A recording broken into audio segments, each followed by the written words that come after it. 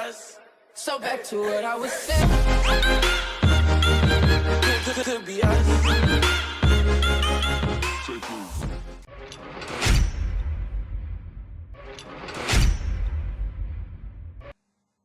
Hello students, good morning. Welcome to Bhaskar's classes. ನಾನು Bhaskar, Assistant Professor of Commerce, JFGC Magadi. Last ಸೆಷನಲ್ಲಿ 2016ನೇ ಇಸ್ವಿ question ಪೇಪರ್ನ solve ಮಾಡಿದ್ವಿ. ಈ ಸೆಷನಲ್ಲಿ ಮೇ ಜೂನ್ 2013 ಕ್ವಶನ್ ಪೇಪರ್ನ ಇವತ್ತು ಸಾಲ್ವ್ ಮಾಡೋಣ ಸ್ಟೂಡೆಂಟ್ಸ್. ಅದರಲ್ಲಿ ಮೊದಲನೇದಾಗಿ ಸೆಕ್ಷನ್ ಎನಲ್ಲಿ what is the fire insurance claims ಅಂತ ಕೇಳಿದ್ದಾನೆ. ಆಲ್ರೆಡಿ ಫಸ್ಟ್ ಸೆಷನಲ್ಲೇ ಇದ್ರ ಬಗ್ಗೆ ತಿಳ್ಕೊಂಡಿದ್ದೀರಾ. ಸೆಕ್ಷನ್ ಬಿ ನಲ್ಲಿ sundry creditors account opening balance and closing balances ಕೊಟ್ಟಿದ್ದಾನೆ. ಅಂದ್ರೆ ಅರ್ಥ ಇಲ್ಲಿ ನಮಗವನು ಪರ್ಚೇಸಸ್ ಕೊಟ್ಟಿರಲ್ಲ, ಹಾಗಾದರೆ ಪರ್ಚೇಸ್ ಮಿಸ್ಸಿಂಗ್ ಇರುತ್ತೆ. ಸೊ ಈ ಕ್ರೆಡಿಟ್ ಪರ್ಚೇಸ್ನ ಕಂಡುಹಿಡಿಯೋಕ್ಕೋಸ್ಕರ ಕ್ರೆಡಿಟರ್ಸ್ ಅಕೌಂಟ್ನ ಪ್ರಿಪೇರ್ ಮಾಡಬೇಕಾಗಿರುತ್ತೆ students. I think part 9 or 8ನಲ್ಲಿ ಇದೇ ಪ್ರಾಬ್ಲಮ್ನ ಸಾಲ್ವ್ ಮಾಡಿದ್ದೀನಿ. ಅರ್ಥ ಆಗಿಲ್ಲ ಅಂದರೆ ಇನ್ನೊಂದ್ಸರಿ ಕಾಮೆಂಟ್ ಬಾಕ್ಸಲ್ಲಿ ಹಾಕಿ, ಡೆಫಿನೆಟಾಗಿ ಈ ಪ್ರಾಬ್ಲಮ್ನ ನೆಕ್ಸ್ಟ್ ಡೇಸಲ್ಲಿ ಕಮಿಂಗ್ ಡೇಸಲ್ಲಿ ಸಾಲ್ವ್ ಮಾಡಿಕೊಡ್ತೀನಿ ಸ್ಟೂಡೆಂಟ್ಸ್. ಸೊ ನಮ್ಮ ಟಾರ್ಗೆಟ್ ಇರೋದು ಇವತ್ತು ಪ್ರಕಾರವಾಗಿ ಸೆಕ್ಷನ್ ಸಿಗೆ ಸಂಬಂಧಪಟ್ಟಿರುವಂತಹ ಪ್ರಾಬ್ಲಮ್. ಓಕೆನಾ ಸ್ಟೂಡೆಂಟ್ಸ್? ಸೆಕ್ಷನ್ ಸಿ ನಲ್ಲಿ ಇರುವಂತಹ ಪ್ರಾಬ್ಲಮ್ ಹೀಗಿದೆ. ಇದನ್ನು ಯಾವ ರೀತಿ ಸಾಲ್ವ್ ಮಾಡಬೇಕು ಅನ್ನೋದು ಈಗ ನೋಡೋಣ ಸ್ಟೂಡೆಂಟ್ಸ್. ಅದಕ್ಕೆ ಮೊದಲು ಒಂದು ಕಿವಿ ಮಾತು. ವಿಡಿಯೋ ನಿಮ್ಗೆ ಇಷ್ಟ ಆಯಿತು ಅಂದರೆ ಲೈಕ್ ಮಾಡಿ, ಕಾಮೆಂಟ್ ಮಾಡಿ ಮತ್ತು ನಿಮ್ಮ ಫ್ರೆಂಡ್ಸ್ಗೂ ಕೂಡ ಶೇರ್ ಮಾಡಿ ಸ್ಟೂಡೆಂಟ್ಸ್. ಹಾಗಾದ್ರೆ ಬನ್ನಿ ಸ್ಟೂಡೆಂಟ್ಸ್, 2013ನೇ ಇಸ್ವಿ ಕ್ವಶನ್ ಪೇಪರಲ್ಲಿ ಸೆಕ್ಷನ್ ಸಿ ಪ್ರಾಬ್ಲಮ್ ಯಾವ ರೀತಿ ಸಾಲ್ವ್ ಮಾಡೋ ಅಂತ ಹೀಗೆ ನೋಡೋಣ. ಬನ್ನಿ ಸ್ಟೂಡೆಂಟ್ಸ್.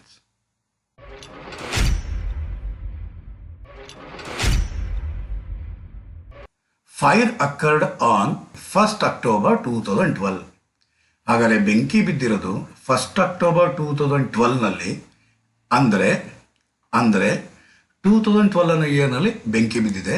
ಇಲ್ಲಿ ಗಮನಿಸಬೇಕಾಗಿರೋದು ಸ್ಟಾಕ್ ಇರೋದು 31st March and 1st April ಇದೆ. ಹಾಗಾದರೆ ಮೆಮೊರಂಡಮ್ ಟ್ರೇಡಿಂಗ್ ಅಕೌಂಟ್ನ ಪ್ರಿಪೇರ್ ಮಾಡಬೇಕಾಗಿರೋದು 1/10/2012 ವರೆಗೂ ಎಲ್ಲಿಂದ ಇರುತ್ತೆ ಅಂದರೆ 1st April 2012ಇಂದ. ಈ ಡೇಟ್ ಏನು ಸೂಚಿಸುತ್ತೆ? ಮೆಮೊರಂಡಮ್ ಟ್ರೇಡಿಂಗ್ ಅಕೌಂಟ್ ಸೂಚಿಸುತ್ತೆ. ಟ್ರೇಡಿಂಗ್ ಅಕೌಂಟ್ ಇಲ್ಲ ಇರುತ್ತೆ ಇದರ ಹಿಂದಿನ ವರ್ಷ. ಅಂದರೆ ಟ್ರೇಡಿಂಗ್ ಅಕೌಂಟ್ ಇರೋದು ಟ್ರೇಡಿಂಗ್ ಅಕೌಂಟ್ ಇರುವಂಥದ್ದು 1st April 2011 to 31st March 2012ವರೆಗೂ ಆಗಿರುತ್ತೆ. ಹಾಗಾದರೆ ಈ ಡೇಟ್ ಏನು ಹೇಳಿದೀನೋ ಇದು ಟ್ರೇಡಿಂಗ್ ಅಕೌಂಟ್ ಹಿಂದಿನ ವರ್ಷದ್ದು, ಇದು ಕರೆಂಟ್ ಇಯರ್. ಸೊ ಡೇಟ್ಸ್ ಗೊತ್ತಾಗೋಯ್ತು ನಮಗೆ. ಸೊ ಹಾಗಾದರೆ 1/4/2011 ಅಂದರೆ ಇದು ಟ್ರೇಡಿಂಗ್ ಅಕೌಂಟ್ ಡೆಬಿಟ್ ಸೈಡ್ನಲ್ಲಿ ಬರುತ್ತೆ. 31st March 2012 ಅಂದರೆ ಮೆಮೊರಂಡಮ್ ಟ್ರೇಡಿಂಗ್ ಅಕೌಂಟಲ್ಲೂ ಬರುತ್ತೆ, ಟ್ರೇಡಿಂಗ್ ಅಕೌಂಟಲ್ಲೂ ಬರುತ್ತೆ. First trading account credit side ತೊಗೊತೀರಾ, ಅದೇನೇ ಮೆಮೊರಂಡಮ್ ಟ್ರೇಡಿಂಗ್ ಅಕೌಂಟ್ ಡೆಬಿಟ್ ಸೈಡಲ್ಲಿ ತೊಗೊತೀರಾ. Purchase for the year up to 31st March 2012. 31st March 2012 ವರೆಗೂ ಅಂದರೆ ಏನಾಗಿರುತ್ತೆ ಸ್ಟೂಡೆಂಟ್ಸ್? ಟ್ರೇಡಿಂಗ್ ಅಕೌಂಟ್ ಆಗಿರುತ್ತೆ. Sales for the year 31st March 2012 ಅಂತಂದರೆ ಟ್ರೇಡಿಂಗ್ ಅಕೌಂಟ್ ಆಗಿರುತ್ತೆ. Purchases from up to the date of fire ಅಂತ ಕೊಟ್ಟಿದ್ದಾನೆ, ಇದು ಮೆಮೊರಂಡಮ್ ಟ್ರೇಡಿಂಗ್ ಅಕೌಂಟ್ ಆಗಿರುತ್ತೆ. Sales up to the date of fire ಇದು ಮೆಮೊರಂಡಮ್ ಟ್ರೇಡಿಂಗ್ ಅಕೌಂಟ್ ಆಗಿರುತ್ತೆ students. ಈ ಪರ್ಟಿಕ್ಯುಲರ್ಸ್ನ ಎಲ್ಲೆಲ್ಲಿ ತೊಗೊಬೇಕೋ ಅಲ್ಲಲ್ಲಿ ತಗೊಂಡ ನಂತರ ನೆಕ್ಸ್ಟ್ ಪ್ಯಾರಾಗ್ರಾಫ್ನ ಡಿಸ್ಕಸ್ ಮಾಡೋಣ ಸ್ಟೂಡೆಂಟ್ಸ್. ಹಾಗಾದರೆ ಬನ್ನಿ ಈಗ ಯಾವ ರೀತಿ ಪೋಸ್ಟ್ ಮಾಡಬೇಕು. ಸ್ಪೀಡಿ ಕ್ಯಾಲ್ಕುಲೇಷನ್ ಇರಬೇಕಾಗಿರುತ್ತೆ, ಸ್ಪೀಡಾಗಿ ಕ್ಯಾಲ್ಕುಲೇಟ್ ಮಾಡಬೇಕಾಗಿರುತ್ತೆ, ಫಾಸ್ಟಾಗಿ ಪ್ರಾಬ್ಲಮ್ನ ಸಾಲ್ವ್ ಮಾಡಬೇಕು ವಿತ್ ಆ್ಯಕ್ಯುರೇಟ್ ಫಿಗರ್ಸ್ ಆಗಿರಬೇಕು ಸ್ಟೂಡೆಂಟ್ಸ್. Clear students? ಹಾಗಾದರೆ ಸ್ವಲ್ಪ ಝೂಮ್ ಔಟ್ ಮಾಡ್ಕೊತೀನಿ, ಪ್ರಾಬ್ಲಮ್ನ ಸ್ಕ್ರೀನ್ಶಾಟ್ ತೊಗೊಂಡಿರ್ರಿ. ಏನಂತ ಹೇಳ್ತಾನೆ? Stock at cost on 1st April 2011. Dates ಮೊದಲು ಬರೆದು ಮತ್ತು ಮುಂಚೆ ಡೇಟ್ 1/10/12 ಅಲ್ವಾ? 1/10/12 to 1st April 12. ಇದು 1st April 11 to 31st March 12. So dates ಬರೆದಿದ್ದೀವಿ. ಫಸ್ಟ್ ಸ್ಪೀಡ್ ಕ್ಯಾಲ್ಕುಲೇಷನ್ ಇರಬೇಕು ಅಂದರೆ ಫಸ್ಟ್ ಏನೇನು ಐಟಮ್ ಇದೆ ಅಂತ ನೋಡ್ಕೊಂಬಿಟ್ಟಿದ್ವಿ ನಾವು. ಈಗ to opening stock. To purchases.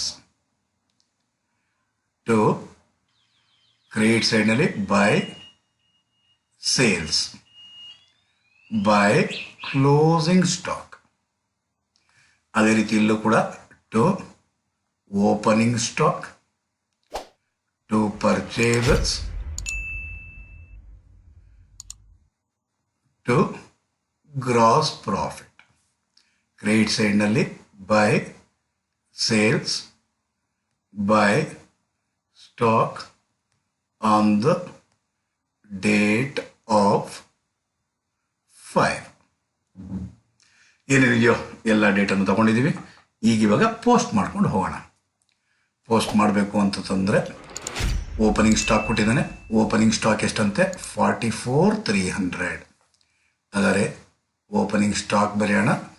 44,300 opening stock. Okay. Stock at cost 31st March 2012 37,550 ಅಂತೆ. ಸೊ ಇಲ್ಲಿ ಗಮನ ಹರಿಸೋಣ. 31st March 2012 ಕೊಟ್ಟಿದ್ದಾನೆ. ಎಲ್ಲಿ ಅಂತ ತಂದರೆ ಇಲ್ಲಿ ಗಮನಿಸ್ತಾ ಇರ್ಬೋದು. ಇನ್ ವ್ಯಾಲ್ಯೂಯಿಂಗ್ ಸ್ಟಾಕ್ 31st March 2012 ಅಂತ ಕೊಟ್ಟಿದ್ದಾನೆ. ಸೊ 31st March 2012 ಅಂದರೆ ಪ್ರೀವಿಯಸ್ ಇಯರ್ನ ಕ್ಲೋಸಿಂಗ್ ಸ್ಟಾಕ್ ಎಷ್ಟಂತೆ? 37,550.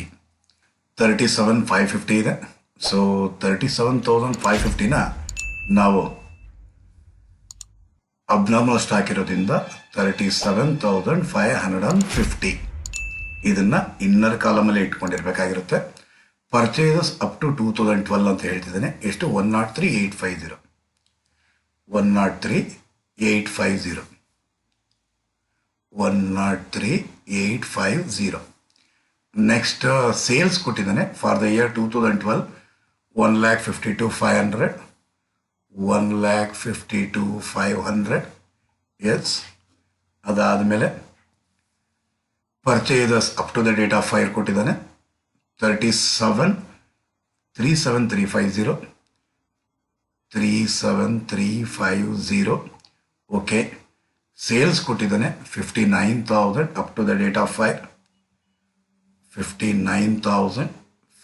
59,000. ಸೊ ಹಾಗಾದರೆ ನೆಕ್ಸ್ಟ್ ಇವಾಗಿರುವಂಥ ವಿಚಾರನ ಈಗ ನೋಡ್ಕೊಂಡು ಹೋಗ್ಬೇಕಾಗಿರುತ್ತೆ. ಎಲ್ಲೆಲ್ಲಿ ಬೇಕೋ ಅಲ್ಲ ಪೋಸ್ಟ್ ಮಾಡಿಬಿಟ್ಟಿದ್ದೀವಿ. ಇಷ್ಟು ಇನ್ಫಾರ್ಮೇಷನ್ನು ರೆಕಾರ್ಡ್ ಮಾಡಿದ್ದಾಯಿತು. ಇದರ ನಂತರ ನೆಕ್ಸ್ಟ್ ಪ್ಯಾರಾಗ್ರಾಫ್, ಒಂದು ಪ್ಯಾರಾಗ್ರಾಫ್ ಇದಲ್ವ, ಅದನ್ನು ಡೀಟೇಲ್ ಆಗಿ ನೋಡೋಣ ಸ್ಟೂಡೆಂಟ್ಸ್. ಹಾಗಾದರೆ ಇನ್ valuing stock on 31st March 2012 ₹800 had been written off a particular line of goods which had originally cost ₹1,800. ಹಾಗಾದರೆ ಒರಿಜಿನಲ್ ಕಾಸ್ಟ್ ಇರೋದು 1,800 ಅಂತೆ. 800 rupees ರಿಟರ್ನ್ ಆಫ್ ಮಾಡಿದ್ದೀವಂತೆ. ಹಾಗಾದರೆ 800 rupees ಲಾಸ್ಟ್ ವಿಡಿಯೋ, ಅದರ ಲಾಸ್ಟ್ ವಿಡಿಯೋ ಎರಡರಲ್ಲೂ ಕೂಡ ನಾನು ನಿಮ್ಗೆ ಹೇಳಿದ್ದೇನು, ಎಷ್ಟು ರಿಟರ್ನ್ ಆಫ್ ಮಾಡಿದನೋ ಅದನ್ನು, ರಿಟರ್ನ್ ಆಫ್ ಅಂದರೆ ಕಡಿಮೆ ಮಾಡಿದ್ದಾನೆ. ಇವಾಗ ಏನು ಮಾಡಬೇಕಾಗಿರುತ್ತೆ? ಆ್ಯಡ್ ಮಾಡಬೇಕಾಗಿರುತ್ತೆ 800ನ. ಹಾಗಾದರೆ 37,550 37,550 ಪ್ಲಸ್ 800 ಅಂದರೆ ಬರೋದು 38,350. ಅದರ ಒರಿಜಿನಲ್ ಕಾಸ್ಟ್ ಎಷ್ಟಂತೆ? 1,800 ಅಂತೆ ಸ್ಟೂಡೆಂಟ್ಸ್. ಆದರೆ 38,350ನಲ್ಲಿ 1,800 ಏನು ಇದೆ? ಅಬ್ನಾರ್ಮಲ್ ಗೂಡ್ಸ್ ಇದೆ. ಅದರ ನಾರ್ಮಲ್ ಎಷ್ಟಿರುತ್ತೆ ಅಂದರೆ 36,550.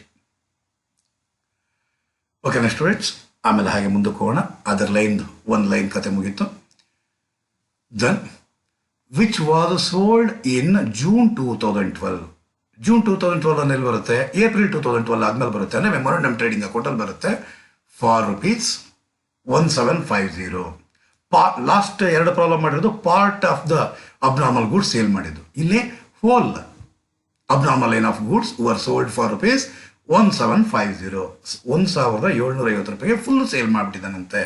ಹಾಗಾದರೆ ಫುಲ್ಲು ಸೇಲ್ ಮಾಡಿದ್ದಾನೆ ಅಂತಂದರೆ 1,750ಕ್ಕೆ ಫುಲ್ಲು ಸೇಲ್ ಮಾಡಿದ್ದಾನಂತೆ. ಅದರ ಬೆಲೆ ಇದ್ದಿದ್ದೆಷ್ಟು? 1,800. ಅಂದರೆ ಏನಾಯಿತು?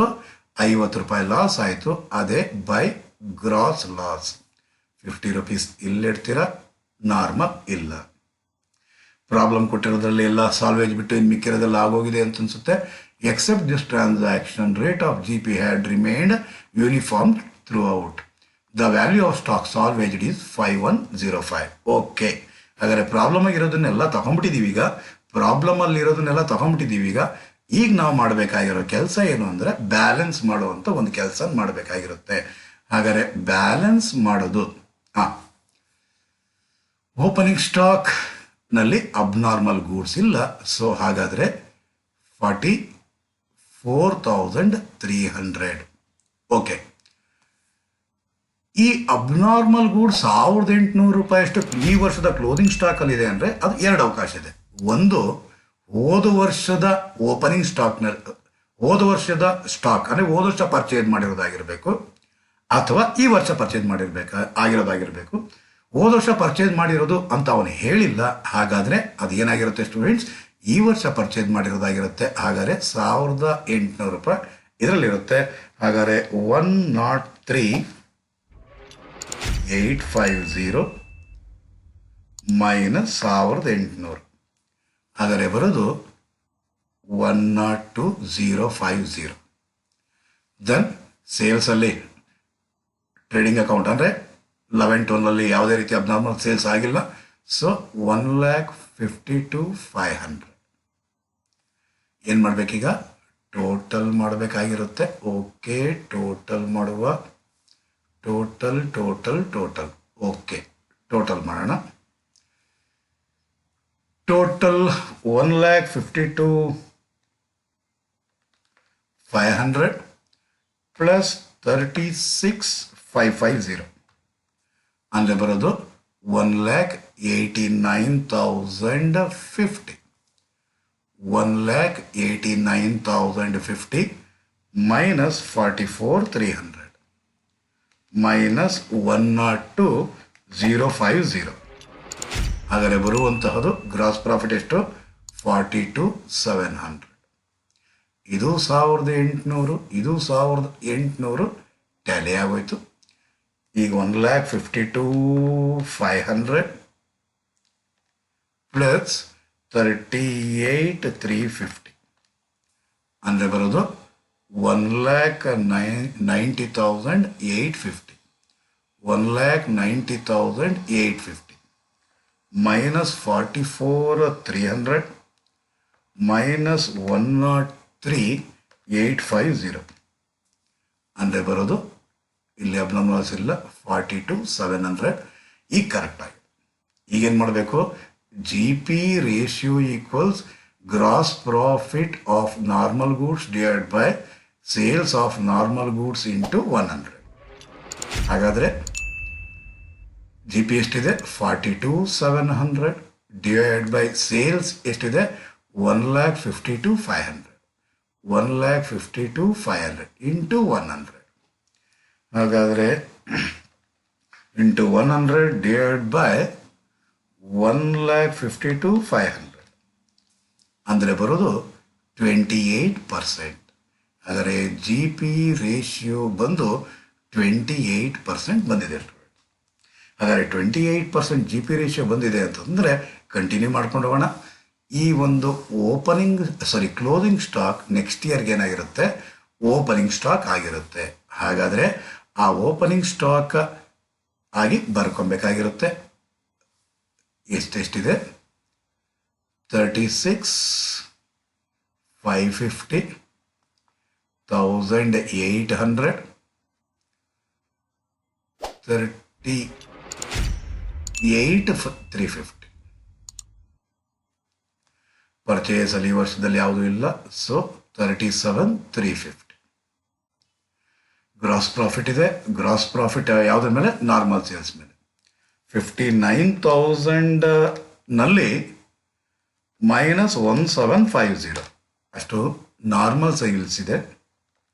59,000 ಮೈನಸ್ 1,750 ಅಂದರೆ 57,250. ಹಾಗಾದರೆ 57,250 ಇಂಟು 28/100. ಸೊ ಇಂಟು 28% ಅಂದರೆ ಬರೋದು 16030. ಅಬ್ನಾರ್ಮಲ್ ಇರಲ್ಲ, 16030. ಈಗೇನು ಮಾಡಬೇಕು, ಟೋಟಲ್ ಹಾಕಬೇಕಾಗಿರುತ್ತೆ. ಟೋಟಲ್ ಹಾಕೋಣ.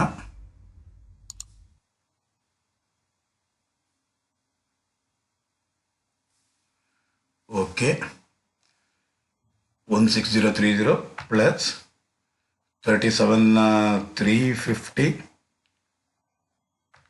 ಪ್ಲಸ್ 36,550 ಅಂದರೆ ಬರೋದು 89,930. 89,930. 89,930 minus 57,250 ಅಂದರೆ ಬರುವಂತಹದ್ದು 32,630. ಸರಿ, 680. ಇದು 1800, ಇದು 1800, ಎರಡು ಕೂಡ ಟ್ಯಾಲಿ ಆಗೋಯ್ತು. ನೆಕ್ಸ್ಟ್ 38,350. 38,350 ಪ್ಲಸ್ 37,350 ಪ್ಲಸ್ 16030 ಅಂದರೆ ಬರೋದು 91,730. 91,730 minus 50 minus 59,000 ಅಂದರೆ ಬರೋದು 32,680. Yes, exactly right. ಈ ರೀತಿನೇ ಸಾಲ್ವ್ ಮಾಡಬೇಕಾಗಿರುತ್ತೆ ಸ್ಟೂಡೆಂಟ್ಸ್. ಇದಾದ ನಂತರ ಪಾಲಿಸಿ ಅಮೌಂಟ್ ಕೊಟ್ಟಿಲ್ಲ, statement of fire claim, stock on the date of fire. ಒಂದು ನಾರ್ಮಲ್, ಇನ್ನೊಂದು ಅಬ್ನಾರ್ಮಲ್. ನಾರ್ಮಲ್ ಎಷ್ಟಿದೆ? 32,680. ಅಬ್ನಾರ್ಮಲ್ ಇಲ್ಲ, ಟೋಟಲ್ ಮಾಡಿದ್ರೆ ಬರೋದು 32,680 ಲೆಸ್ ಸಾಲ್ವೇಜ್. ಸಾಲ್ವೇಜ್ ಎಷ್ಟಂತೆ? 5105. ಹಾಗಾದರೆ ಮೈನಸ್ 5105. ಹಾಗಾದರೆ ಬರೋದು 27,575. ಇದನ್ನೇನಂತ ಕರಿತೀರಾ ಸ್ಟೂಡೆಂಟ್ಸ್? ಫೈರ್ ಕ್ಲೈಮ್ ಅಂತ ಹೇಳ್ತೀವಿ ಸ್ಟೂಡೆಂಟ್ಸ್. ಸೊ ಮೋಸ್ಟ್ ಇಂಪಾರ್ಟೆಂಟ್, ಇಲ್ಲಿ ರಿಟರ್ನ್ ಆಫ್ ಆಗಿರೋದನ್ನ ನೀವೇನು ಮಾಡಬೇಕಾಗಿರುತ್ತೆ ಸ್ಟೂಡೆಂಟ್ಸ್? ಆ್ಯಡ್ ಮಾಡಬೇಕಾಗಿರುತ್ತೆ. ಆ್ಯಡ್ ಮಾಡಿ ಟೋಟಲ್ ಕಾಲಮಲ್ಲಿ ಇಡ್ತೀರಾ. ಅಬ್ನಾರ್ಮಲ್ ಗೂಡ್ಸ್ನ ಕಳೆದ್ಮೇಲೆ ಬರೋದು ಇಲ್ಲಿ ನಾರ್ಮಲ್ ಗೂಡ್ಸ್ ಆಗಿರುತ್ತೆ. ಈ ಅಬ್ನಾರ್ಮಲ್ ಗೂಡ್ಸ್ ಈ ವರ್ಷದ ಪರ್ಚೇಸಸ್ ಅಂತ ಕನ್ಸಿಡರ್ ಮಾಡಬೇಕಾಗಿರುತ್ತೆ. ಯಾವಾಗ? ಇನ್ ವ್ಯಾಲ್ಯೂಯಿಂಗ್ ದಿಸ್ ಕ್ಲೋದಿಂಗ್ ಸ್ಟಾಕ್ ಅಂದರೆ. ಅದೇ ಅಕಸ್ಮಾತ್ ಏನಾದರೂ ಇದೇ ಪ್ರಾಬ್ಲಮ್ಗೆ ಅವನು 31st March 2011 ಸ್ಟಾಕ್ ವ್ಯಾಲ್ಯೂ ಮಾಡುವಾಗ ಅಂದ್ರೆ ಅರ್ಥ ಏನು? ಈ ಡೇಟ್ ಏನು ಕೊಟ್ಟಿದ್ದನೋ ಇದರ ಹಿಂದಿನ ವರ್ಷದ್ದಾಗಿರುತ್ತೆ. ಇದರ ಹಿಂದಿನ ವರ್ಷದ್ದಾಗಿದೆ ಅಂತಂದ್ರೆ ಅರ್ಥ ಏನಾಗ್ಬಿಡುತ್ತೆ? ಹೋದ ವರ್ಷದ ಕ್ಲೋಸಿಂಗ್ ಸ್ಟಾಕ್, ಈ ವರ್ಷದ ಓಪನಿಂಗ್ ಸ್ಟಾಕ್. ಆದರೆ 1,800 ರೂಪಾಯಿ ಇಲ್ಲಿ ಸೇರುತ್ತೆ, ಓಪನಿಂಗ್ ಸ್ಟಾಕ್ನಲ್ಲಿ ಇರುತ್ತೆ ಸ್ಟೂಡೆಂಟ್ಸ್. ಅಂಥ ಪ್ರಾಬ್ಲಮ್ನ ತಗೊಂಡು ನೆಕ್ಸ್ಟ್ ಸೆಷನಲ್ಲಿ ನಿಮ್ಮ ಮುಂದೆ ತರ್ತೀನಿ ಸ್ಟೂಡೆಂಟ್ಸ್. ವಿಡಿಯೋ ನಿಮಗೆ ಇಷ್ಟ ಆಗಿತ್ತು ಅಂದರೆ ಲೈಕ್ ಮಾಡಿ, ಕಾಮೆಂಟ್ ಮಾಡಿ ಮತ್ತು ನಿಮ್ಮ ಫ್ರೆಂಡ್ಸ್ಗೂ ಕೂಡ ಶೇರ್ ಮಾಡಿ ಸ್ಟೂಡೆಂಟ್ಸ್. ಅಲ್ಲಿವರೆಗೂ ಬಾಯ್ ಬಾಯ್ students.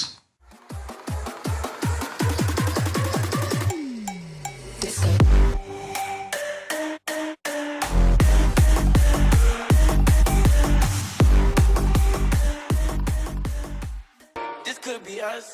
So back to what I was saying.